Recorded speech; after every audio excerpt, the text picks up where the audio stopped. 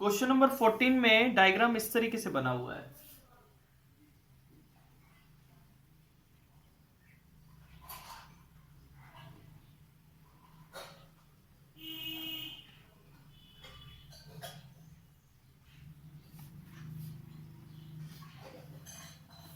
A B C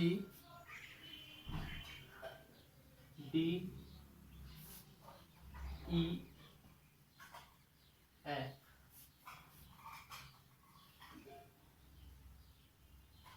47 A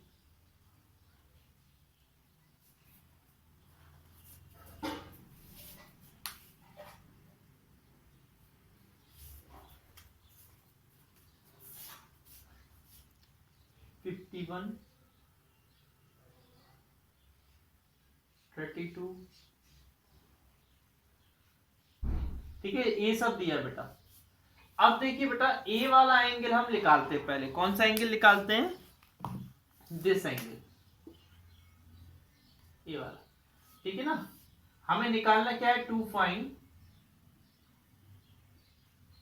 angle A निकालना है ना। सॉल्व करते हैं हम लोग। सॉल्व करेंगे तो बेटा इसको मैं अगर बी मान लेता हूं, दिस एंगल को, तो बी प्लस 32 कितना होगा? 180 होगा। क्यों होगा? क्योंकि ये लाइन है, लाइन के एंगलों का सम कितना होता है? 180। लीनियर पेयर से कैसे होता जाता है बेटा? Linear pair bye linear pair. तो बी की वैल्यू कितनी आ जाएगी? 180 माइनस 32, बी इक्वल टू 148।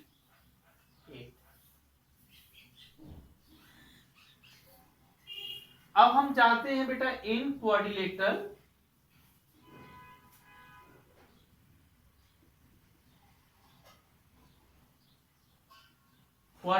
बेटा B C F E, BCFE में जाते हैं।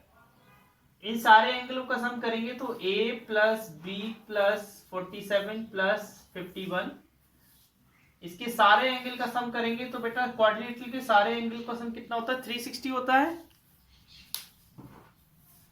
बोलो यस।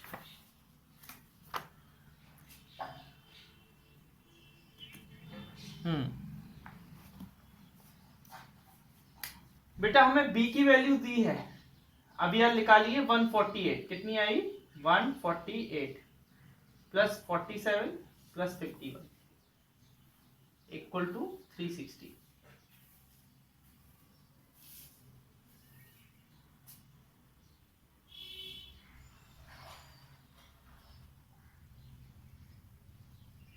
बेटा इन तीनों का सम हो जाएगा 246 इक्वल टू 360। ए 360 माइनस 246 हो जाएगा, तो ए की वैल्यू आ जाएगी 114 degree.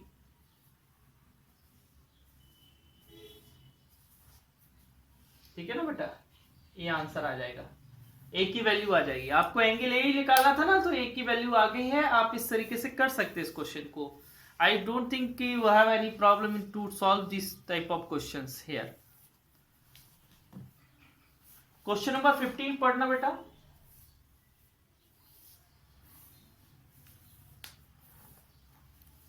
Question number 15, ABCD is a quadrilateral in which diagonal AC and BD bisect each other at O. Prove that AB and DC are equal and parallel. देखिए बेटा 15 वाले में ABCD एक क्वाड्रिलेटरल है।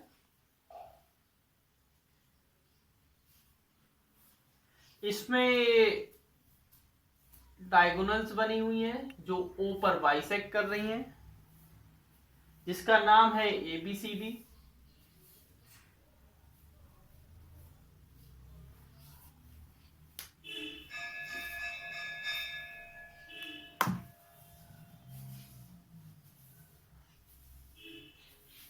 ठीक है ना, जिसका नाम है ABCD।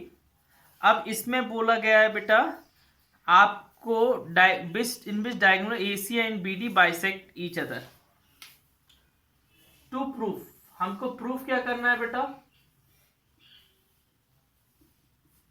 हमको प्रूफ करना है कि AB CD के इक्वल भी है और AB CD के पैरेलल भी है। गिवन क्या है, AC and BD bisect each other, bisect each other. जब बेटा दो चीज बाइसेक्ट करती हैं तो वो इक्वल होती है, OB OD के इक्वल होगा और OA OC के इक्वल होगा।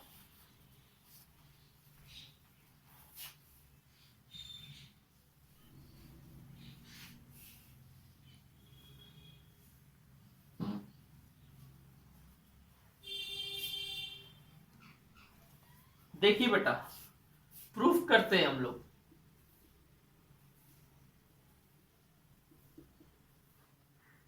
ध्यान से देखना बेटा, in triangle COD and triangle AOB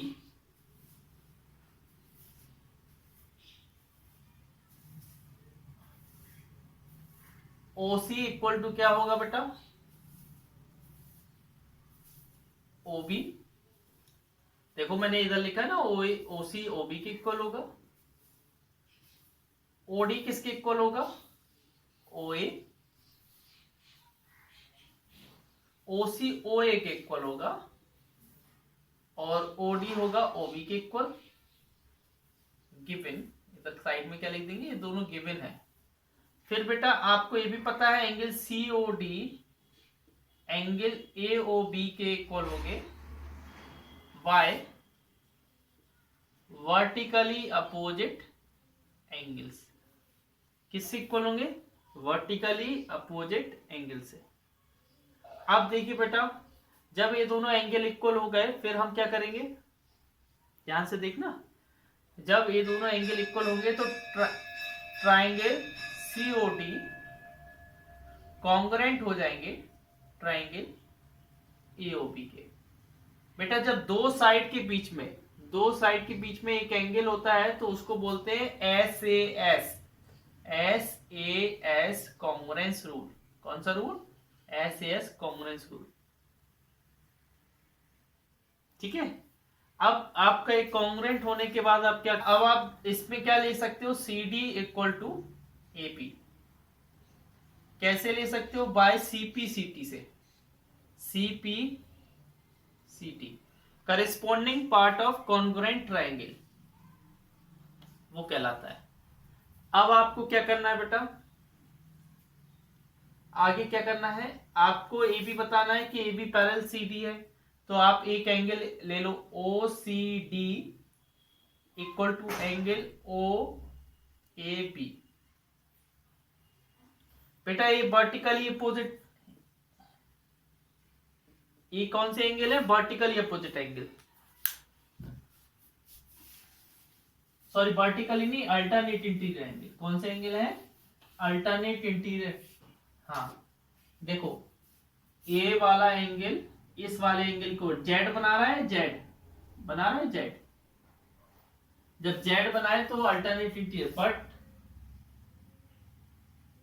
they are alternate interior angle, alternate angle. और जब अल्टरनेट एंगल इक्वल होती है तो लाइंस क्या होती है, parallel. So AB parallel CD as proved.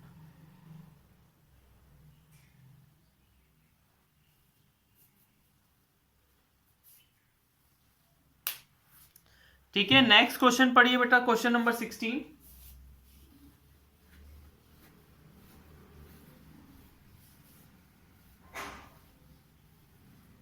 Read the question number 16।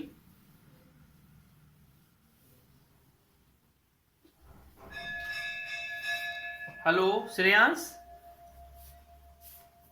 चरित्र रीड करो बेटा क्वेश्चन नंबर 60।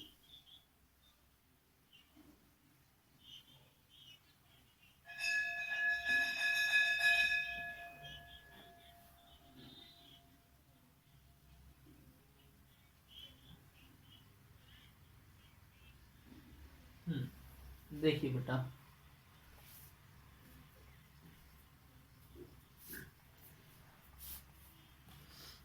सिक्सटीन्थ वाला,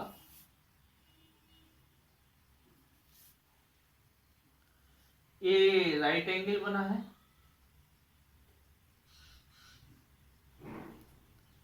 फिर उधर से एक रे गई है,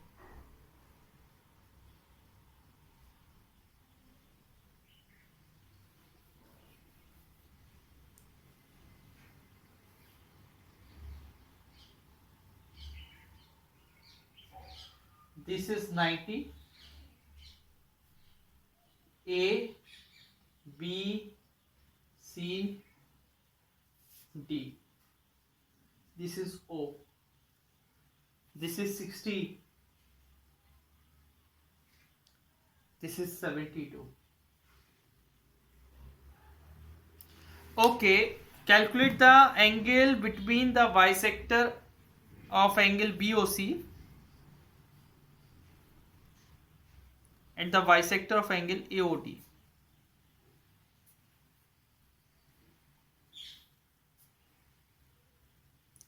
वो बोल रहा है कैलकुलेट द एंगल बिटवीन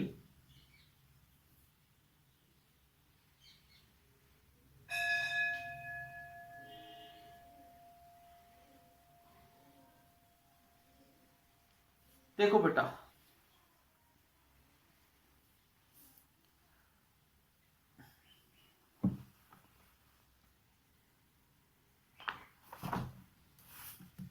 ध्यान से देखना बेटा, इस पूरा एंगल, पूरा कंप्लीट एंगल कितने का होता है? 360 डिग्री का होता है ना। Hello, complete angle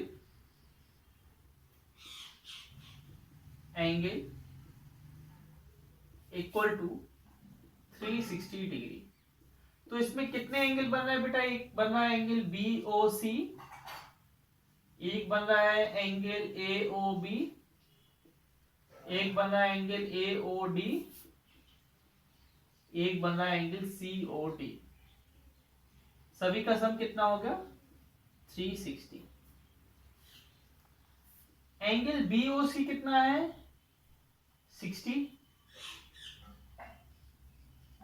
angle AOB 90 और angle AOD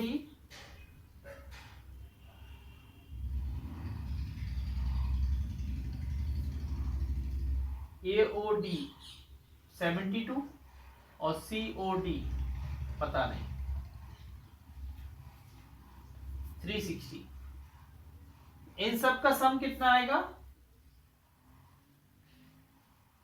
222 equal plus angle COD equal to 360। ठीक है,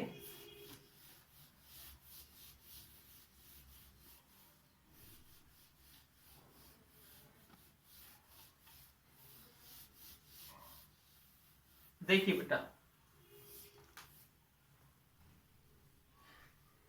angle COD equal to 360 minus 222।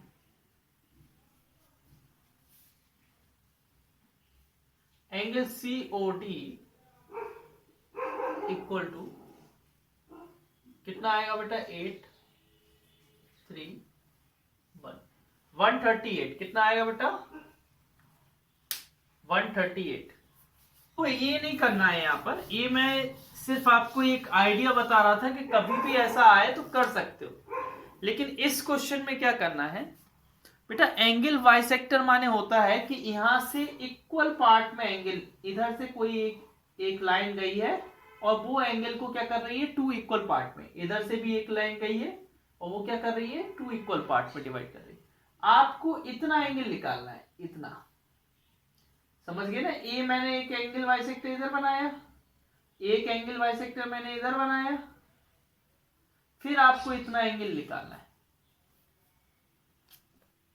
ठीक है ना। देखो अब हम बता रहे हैं कैसे करेंगे।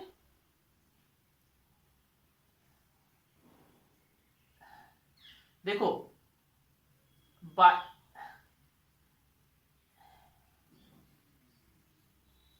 एंगल बीओसी, देखो बेटा इधर एक बाइसेक्टर निकाल दिया मैंने, इधर मान लो ई निकाला और इधर क्या निकाला, एफ निकाला, ठीक है। तो एंगल बीओएफ, बीओई कितना हो जाएगा, हाफ ऑफ एंगल बीओसी, ठीक है ना। आपको ये इधर करना नहीं है, सिर्फ हम समझा रहे थे कि कंप्लीट एंगल जब भी हो तो आप कोई भी एंगल, बाकी एंगल गिवन हो तो कोई एक एंगल निकाल सकते हो, है ना। अब ये इसलिए बेटा बीओई बीओसी का हाफ इसलिए होगा क्योंकि जो ओई है वो बाइसेक्टर है, ओई इज द एंगल बाइसेक्टर। जब भी एंगल बाइसेक्टर होता है तो पूरे एंगल का आधा एंगल होता है, जो ए हाफ एंगल है वो पूरे का आधा होता है, मतलब जो इतना एंगल है वो पूरे का क्या होता है, आधा होता है। Angle B O E equal to 1/2 into 60 equal to 30 degree. Angle B O E कितना आ गया, 30 डिग्री। अब देखिए बेटा अगेन फिर से करेंगे, अब हम इस वाले में करेंगे, ठीक है ना। अब हम निकालेंगे एंगल ए ओ एफ, वो किसका हाफ हो जाएगा, एंगल ए ओ डी का। एओडी कितना है 72, कितना आ जाएगा 36। ए बी क्या है, O F is the angle bisector,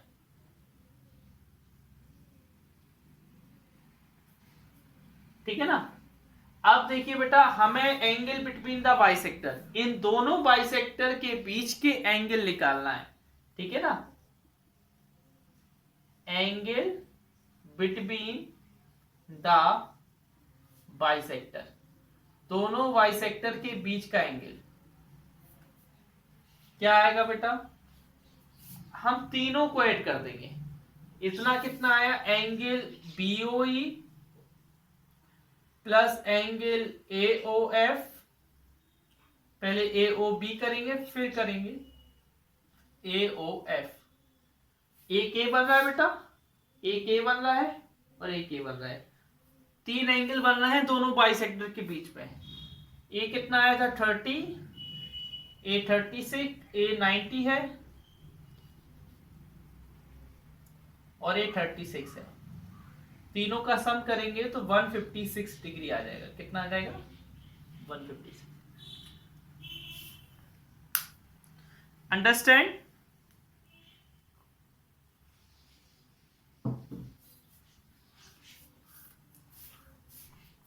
any problem,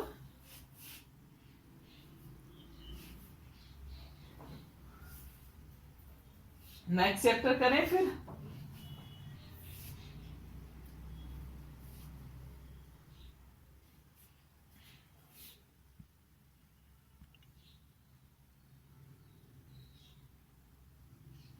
कहाँ चले गए थे श्रेयांश बेटा, अच्छा अच्छा कोई नहीं। अच्छा नेक्स्ट चैप्टर देखिए, चैप्टर 40,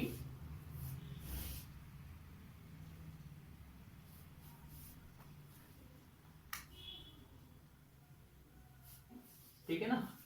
227 डेफिनेशन, आज तो डेफिनेशन ही हो पाएंगे, है ना।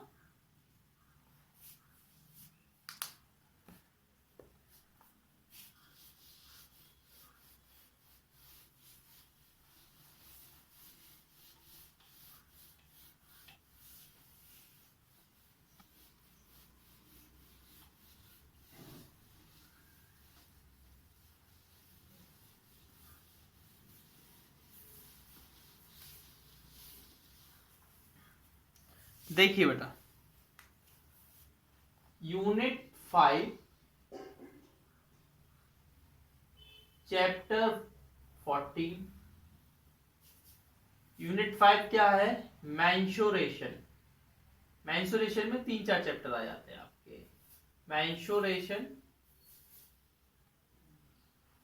इसमें चैप्टर 14 में है पैरामीटर एंड एरिया।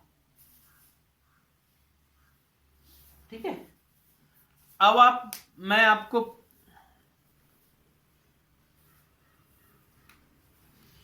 देखिए पैरामीटर की डेफिनेशन लिख लीजिए बेटा।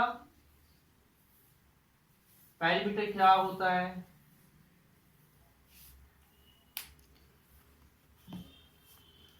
टोटल लेंथ, जो टोटल लेंथ होती है बेटा of the boundary, the total length of the boundary of the closed figure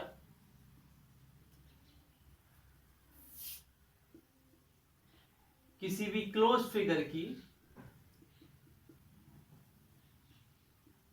is called perimeter of the figure, is called perimeter of the figure। उसको क्या बोलते हैं? पैरामीटर ऑफ द फिगर बोलते हैं। जैसे बेटा एग्जाम्पल, कोई ट्राइंगल दिया है आपको, मानो इस तरीके से, इसकी 2 है, इसकी 3 है, इसकी 4 है। मैं बोलूंगा इसका पैरामीटर क्या होगा, तो सिंपल सा 2 + 3 + 4 9 सेंटीमीटर कितना होगा? 9।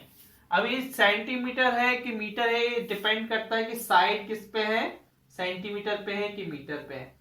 इसके यूनिट पे बस सेंटीमीटर यूनिट, सिंगल यूनिट लिखते हैं, इस पे स्क्वायर और वो नहीं चढ़ाते, क्योंकि इट्स अ लेंथ। ये क्या है बेटा? लेंथ है, और लेंथ क्या होती है? सिंगल यूनिट में मेजर की जाती है, चाहे वो सेंटीमीटर हो, मीटर हो, किलोमीटर हो, हेक्टो, डेका, टेंसी, जो भी हो, है ना।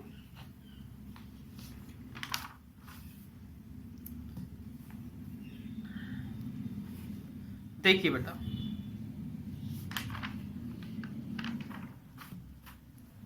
आगे देखिए, सम फॉर्मूले ऑन पैरामीटर।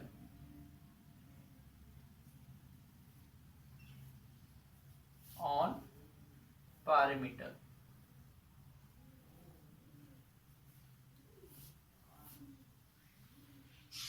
फर्स्ट क्या है बेटा? Perimeter of rectangle,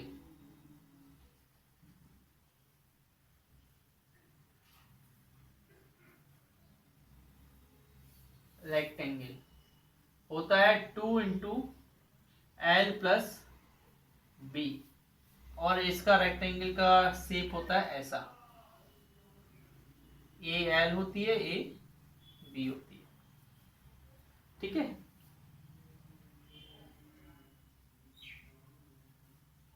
perimeter of square 4 × side,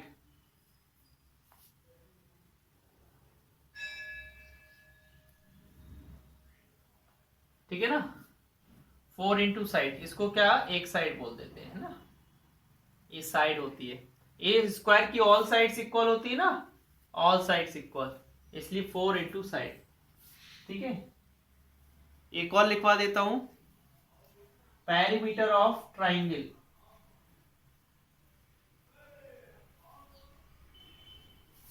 बेटा सम ऑफ ऑल साइड क्या होता है? सम ऑफ ऑल साइड्स। ट्राइंगल इस फेस का होता है, ऐसे होता है ना। किसी को कहीं प्रॉब्लम तो नहीं है बेटा यहां पर?